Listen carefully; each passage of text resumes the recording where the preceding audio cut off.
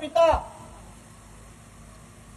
1 किले का जमींदार है, मजदूर है, मजदूरी करने वाला।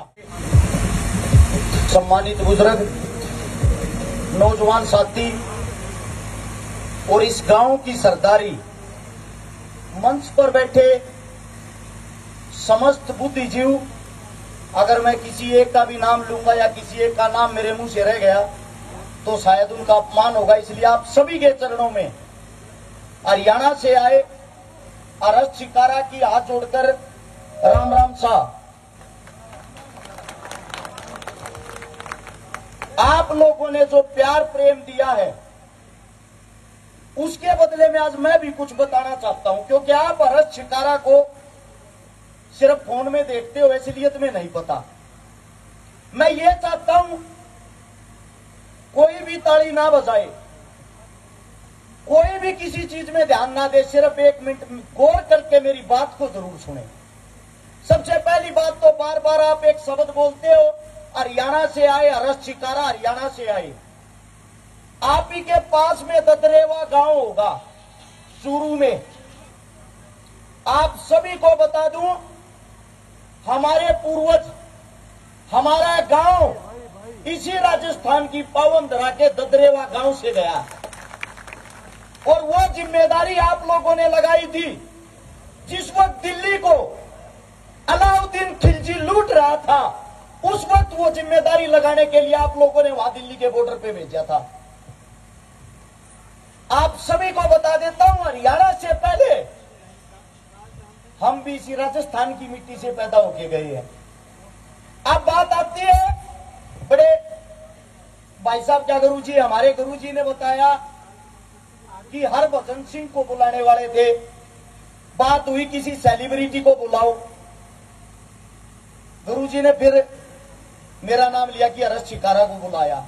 सबसे पहले तो आप कहीं भी देख लेना, मैं जब मंच पे बोलना शुरू करता हूं उससे पहले अपनी पगड़ी, अपनी माला उतार कर अपनी बात रखता हूं। वो इसलिए क्योंकि पगड़ी का वजन बहुत भारी होता है, मेरे मुंह से कोई गलत शब्द ना निकल जाए। और माला इसलिए निकालता हूं, मैं कोई नेता मंत्री नहीं हूं। मेरी हकीकत क्या है उसको जानो, मेरी औकात क्या है उसको जानो। झूठे हवाई किले बनाना हमारे बस की नहीं है। मेरी हकीकत यह है, मैं सोनीपत के सेक्टर 23 के अंदर एक किराए के मकान में रहता हूं। अगर मेरे घर के बाहर 20 आदमी आ जाए और फोन करें, अरस शिकारा भाई कहां हो, आपके साथ चाय पानी पीनी है, शर्म से मेरा मुंह लाल हो जाता है, क्योंकि मेरे पास उस किराए के मकान में भी 2 कमरे हैं, 20 आदमी बैठाने की जगह नहीं है। यह है मेरी हकीकत। मेरा बाप, मेरा पिता 1 किले का जमींदार है, मजदूर है, मजदूरी करने वाला। और वो जो 1 किला है वो भी मेरे भाई के पास है, मेरे पास नहीं, क्योंकि वो मेरे से छोटा है। मेरा जो हिस्सा बनता है मेरा यही है, मैंने अपने भाई को दे रखा है। अब बात आती है मेरी काम करने की। मुझे एक चीज का बड़ा दुख है, आप लोगों को एक बात बता दूं पहले, मैं किसी गांव का सरपंच तो छोड़ो, नंबरदार तक नहीं हूं। बड़े बड़े ऑफर मेरे पास भी आते होंगे, कांग्रेस के, बीजेपी के, अन्य पार्टियों के, अन्य दलों के। मलाई मैं भी चाट सकता हूं, मजा मैं भी ले सकता हूं सरकारों का। लेकिन मैं आप सबको एक बात बता देता हूं, हम भाईचारा जोड़ के ये दिखाना चाहते हैं, हम किसान मजदूर बिना पद के ही पावर में है। नेता हमारे से है, हम नेताओं से नहीं।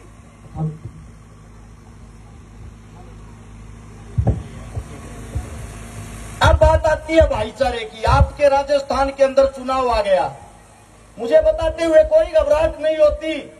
पिछले 2 चुनाव देख चुका हूं। यहां पर राजनीति के ऊपर, राजनीति जो वो जातिवाद के ऊपर की जाती है, जाति और धर्मों के ऊपर चुनाव होते हैं। और नेता जीतने के बाद हारने वाला और जीतने वाला एक साथ बैठ के दारू पी के पार्टी करते हैं। हम आपस में गली गली में लड़ते घूमते हैं। ऐसा क्यों? क्या आप लोगों के अंदर मानसिकता नहीं है? मैं आप सभी साथियों को एक बात बता देता हूं, हर पार्टी का मेरा भाई बैठा होगा यहाँ पे। मैं इन सब से एक बात कहता हूं, आप सब नौजवान हो, आप सब शिक्षित हो, इन सब चेहरों को मैं जानता हूं। अगर इनमें से कोई नेता बनता है, वो किसी भी पार्टी से विधायक, एमएलए, एमपी बने, उसकी जिम्मेदारी बनती है आ रहे हुए सभी नेताओं को अपने पास बुलाए और ये बोले हम अपने क्षेत्र को सभी साथी मिलकर सुधारेंगे। आप हार गए तो क्या हुआ, आपका भाई तो बन गया। असली में राजनीति ये होती है, लेकिन ये राजनीति करी रही नहीं, क्योंकि बड़े भाई साहब महिपाल मेला साहब काफी टाइम से मैं संघर्ष करते हुए देख रहा हूं। मैं इनका बोलने का बहुत बड़ा फैन हूं, क्योंकि बेबाक बोलते हैं। भाई साहब के अभी प्रोग्राम में गया था, वहां भी मैं एक बात कह रहा था, भाई साहब आप ऐसी चीज का हाथ लगा रहे हो, राजनीति 3 आदमी कर सकते हैं, या तो राजा के घर में जन्म लिया हो, या फिर हमारे पास इतनी ब्लैक मनी हो जिसको व्हाइट करने के चक्कर में हम टिकट भी खरीद लें, वोट भी खरीद लें और आदमी भी खरीद लें। तीसरा राजनीति वो कर सकता है या राजा के घर में दरी बिछा रखी हो। हम हैं किसान पुत्र, हमारे से कोई सीधे मुंह बात नहीं करे, हम अगले से 1 साल तक नहीं बोलते भाई साहब। तो शायद हमारे कर्मों में राजनीति नहीं है, लेकिन इसका एक कारण है, राजनीति हम कर सकते हैं वो दिमाग से। उसकी एक छोटी सी उदाहरण के साथ आप लोगों को बताता हूं। एक बुजुर्ग अपने पोते को कंधे बैठा के घुमा रहा और उसने पूछा, दादाजी हम गुलाम कैसे हुए, हिंदुस्तान गुलाम कैसे हुआ? 15 अगस्त है परसों, आजादी का दिन, इस बात को गौर से समझना। दादा ने सोचा बच्चा बहुत छोटा है, इसकी उम्र मात्र 10 साल है, इसको कैसे समझाऊं मैं इतनी गहरी बातें। दादा उसको समझाता, बेटा वो पेड़ देख दिखाई दे रहा है। बोला हाँ, इस पेड़ के ऊपर बहुत सुंदर सुंदर घोंसले थे, चिड़िया के, काक के, कोयल के, सबके घोंसले थे, सबके घर थे। एक दिन एक लक्कड़हारा आता है, उस पेड़ की एक टहनी को काट देता है, कोयल का घोंसला नीचे गिर जाता है, कोयल रोने लग जाती है। काग बड़ा हंसा, बड़ा खुश हुआ, हमें तो कोई पूछता ही नहीं था। इस मूर्ख की आवाज सुन के सब ये कहते थे मधुर आवाज, अब देखूंगा कहां से निकलेगी। उस लक्कड़हारे ने दोबारा से कुल्हाड़ी उठाई, उस काग के घोंसले को भी काट दिया। काग भी नीचे गिर के रो रहा है, काग भी चिल्ला रहा है, बाकी हंस रहे हैं, तोता मैना सब। ऐसे करते करते उस लक्कड़हारे ने पूरे पेड़ को उजाड़ दिया। अंत में पेड़ एक छूटा डंडा बन के रह गया, उस लक्कड़हारे ने उस पेड़ को नीचे से भी काट दिया। पोता बोला, दादाजी मैंने भारत की गुलामी की बात पूछी थी, पेड़ कहां से आ गया? दादा बताता है, बेटा ये हिंदुस्तान एक दिन ऐसा ही एक सुंदर पेड़ था, जिसके ऊपर जाट ब्राह्मण, राजपूत, बनिए, हिंदू, मुस्लिम, सिख, ईसाई सब एक साथ मिलके रहते थे। अंग्रेज वो आरी लेके आए और जब वो हमारे को काट रहे थे ना नीचे से, हिंदुओं को काटा तो मुसलमान हंस रहे थे, जब मुसलमानों को लूटा तब ईसाई हंस रहे थे। ऐसे करते करते उस हिंदुस्तान को उन कमीने अंग्रेजों ने गुलाम बना लिया, जिनकी संख्या मात्र 1,05,000 थी, और उस वक्त हमारी संख्या 40 करोड़ थी।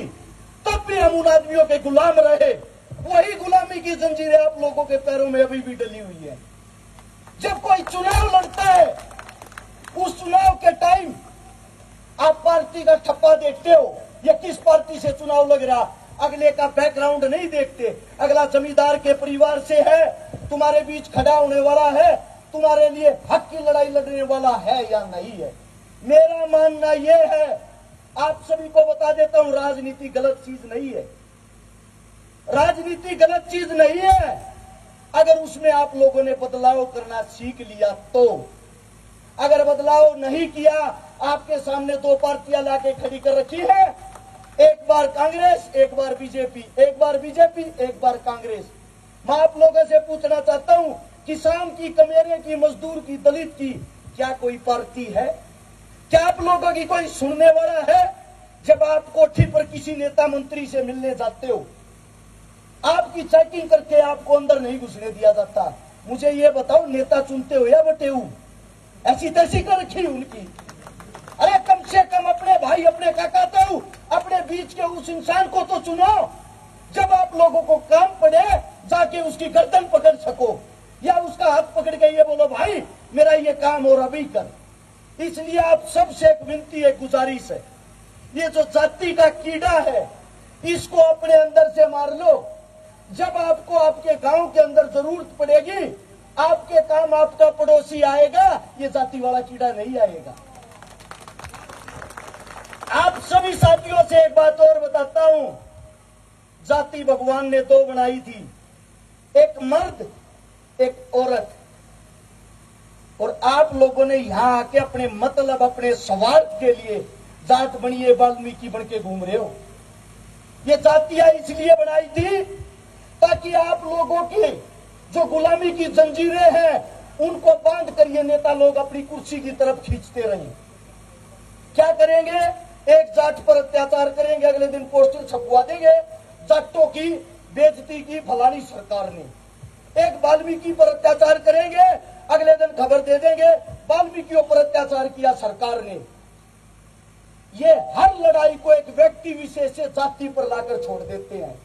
अगर कोई मुसलमान मुस्लिम बलात्कार करता है पूरे हिंदुस्तान की खबर के अंदर आएगा। अगर वही बलात्कार किसी हिंदू ने किया होता एफआईआर तक नहीं लिखी जाएगी। इतना भेदभाव क्यों? क्योंकि बलात्कारी बलात्कारी ही होता है, वो किसी भी जाति किसी भी धर्म से हो। आप सभी साथियां खेलने के लिए आए हो, मैं वापिस खेल पे आता हूं, लेकिन ये बातें मैंने आप लोगों को इसलिए बताई, ये सब शिक्षित हैं, पढ़े हुए हैं। मैं पढ़ा हुआ नहीं हूं, मैं कढ़ा हुआ हूं। मैं इनके बीच से जो बातें सुन रहा हूं वो आप लोगों को बताता हूं, और सच्चाई बड़ी कड़वी होती है दोस्तों। आप लोगों को एक बात बता देता हूं, 10, 20, 50, 100 करोड़ रुपए एक रात के अंदर मैं भी कमा सकता हूं, लेकिन जमीर बेचकर अमीर होना, क्या अमीर होना। आप सभी साथियों से एक बात बताता हूं, हरियाणा से इतनी दूर आकर इतनी रात को क्या किसी नेता मंत्री के लिए ये भाईचारा इकट्ठा हो जाता? भाईचारे की कोई कीमत नहीं होती, भाईचारा अनमोल होता है। इसको जैसे आप मेरे को जो सम्मान जो प्यार दे रहे हो, आपके क्षेत्र के जितने भी भाई हैं जो किसी भी फील्ड में तैयारी कर रहे हैं, ये ताकत इनको दो ताकि ये तुम्हारी ताकत बनके तुम्हारे काम आए। अगर हर्ष शिकारा की कहीं जरूरत इन भाइयों को भी पड़ती है, हो सकता है एक क्षेत्र से 2-2, 3-3 भावी विधायक बैठे हों, अगर इनका कहीं कोई साठगांठ होती है, हाथ पैर जोड़ के एक परिवार बनाने की कोशिश हम करेंगे। पहले इनको ताकत तो दो। जब आपके किसी नेता मंत्री के अंदर ताकत होगी तो आपके पैरों के अंदर ताकत होगी। बाबा साहब भीमराव अंबेडकर ने जो संविधान बनाया उसके अंदर एक बात बता देता हूं, सबसे पहले जो चुनावी प्रक्रिया शुरू हुई सरपंची के चुनाव, वो आपके राजस्थान से ही शुरू हुए थे। पूरे हिंदुस्तान के अंदर आप लोगों को एक बात बताता हूं, हम सरपंच इसलिए चुनते हैं कि सरपंच बनकर हमारे गांव की सारी कमियां सरकार को जाके बताए। लेकिन सरपंच क्या करता है, चुनने से पहले तो गांव का बेटा, चुनने के बाद पहले चाहिए फॉर्चूनर, और फिर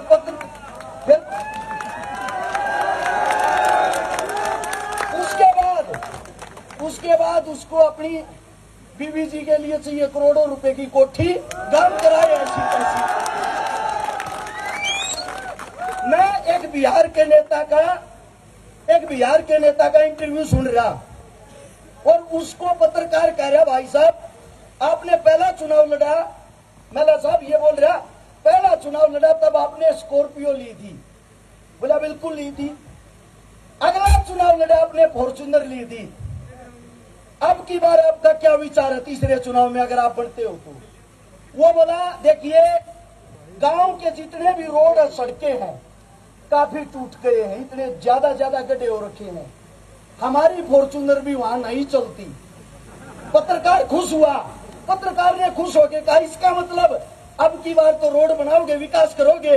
अरे नहीं रे पगले, अब की बार हेलीकॉप्टर लेंगे। इनको हेलीकॉप्टर दिलाने से आप लोगों को क्या फायदा, और हिंदू मुसलमान बना के आप लोगों को लड़ाने से इनको फायदा। इसलिए आप सभी को बताता हूं, इंसानियत जिंदा रखें।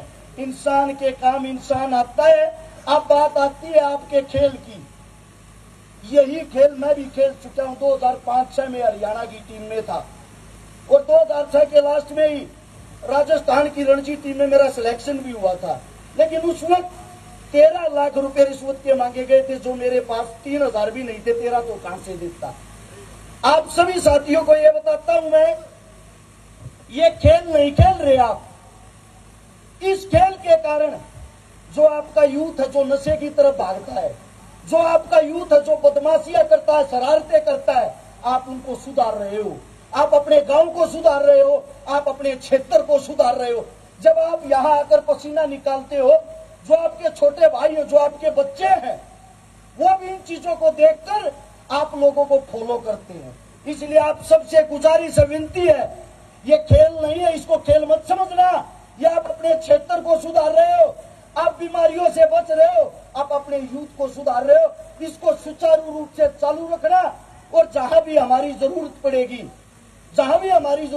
जहां आप लोगों के पसीने की एक बूंद गिरेगी, वहां आधी रात को आप लोगों के लिए अपना खून बहा देंगे। खाली बात नहीं करते, करने में विश्वास रखते हैं। आप सबने इतना प्यार प्रेम दिया। एक विनती आप सबसे करता हूं, भगदड़ को ये साथी नहीं मचाओगा। वहां खड़े होकर जो फोटो वाली बात थी, मैं कोई सेलिब्रिटी नहीं हूं। मैं भी ये चाहता हूं सब भाइयों के गले मिलके के फोटो, मैं आप लोगों का फोटो अपने घर लेके जाऊं। इसलिए भगदड़ नहीं मचाओगे। सारे भाई वहां चलकर सुख शांति से सबके साथ